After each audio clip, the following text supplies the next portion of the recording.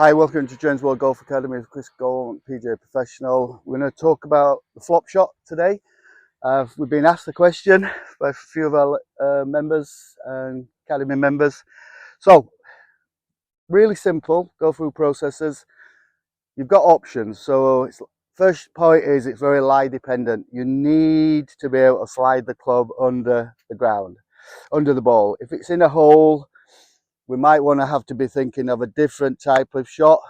So we'll be more shaft lean and we'll be moving the ball forward. Yes, we might not be able to get it as close, might not be such an obvious shot.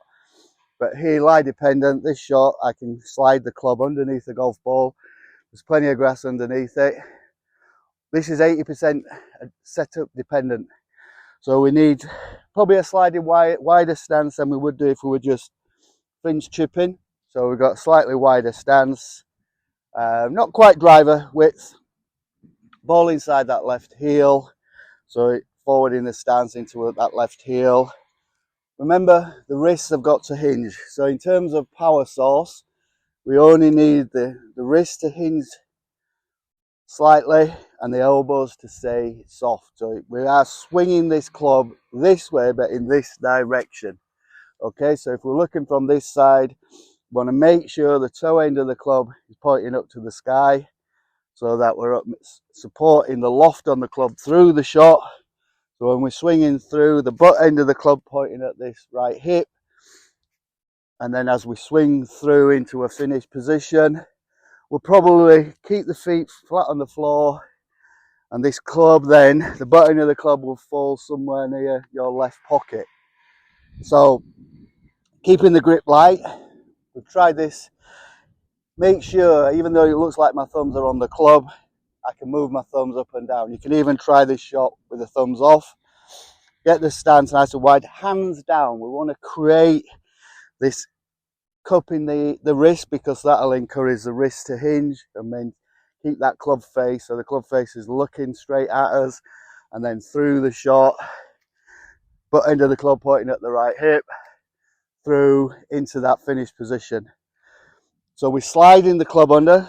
Take the thumbs off if you want to hit a fuse to start with. Left press in the left knee, but the chest, we don't have to have a full left-sided pivot.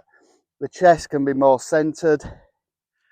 And obviously we're going to use speed through the ball. So we're getting that going. Probably, I've got a 25-yard shot on this example. So set up, obviously the grass will resist slightly. Nicely up into that finished position. Plenty of ball flight. It's not the spin that keeps the ball on the green. The descent angle is going to be quite steep. So again, stance wise, just the left, flare the left foot out, weight on that left side, but the chest can stay more centered for this shot. We don't want a full left side pivot. Hands down, create that cupping so that the wrists are going to hinge without thinking, and then we slide in. So the butt end of the club back to the right hip, through into that finished position. It's a great shot to try. As Dan Greaves says, it's an emergency shot. Only use it when you need to. Most of the time we're running shots into the green. They're more percentage, but the percentages are in our favour. Great shot to try. Get your wrists active. Get the grip soft in the fingers. Get the thumbs off. Nice and light. Get the elbows to full, especially this right elbow. I think you'll enjoy the shot.